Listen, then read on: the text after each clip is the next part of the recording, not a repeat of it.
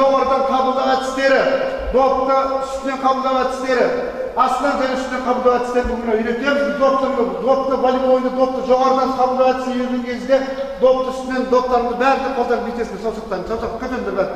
Саусақтарыңды бәрін бүйтесіңдер, саусақтарыңды. Шақыр! Бірінші рет саламыз.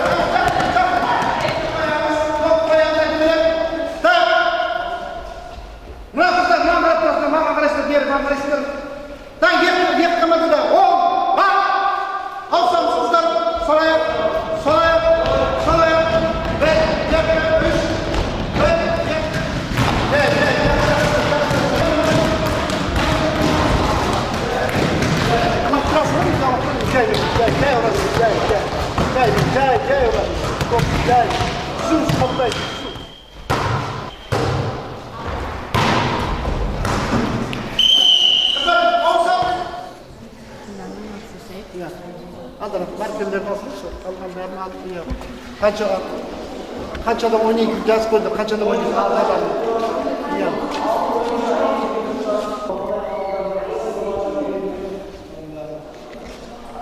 жалпы ойын алаңы 9-18 метр болады. Және ол алаңда 6 ойыншы ойнайды. Дұрыс, дұрыс. Әр очко саналған сайын ауысып отырады. Немесе қалып алып, допты ойынға салып отырады.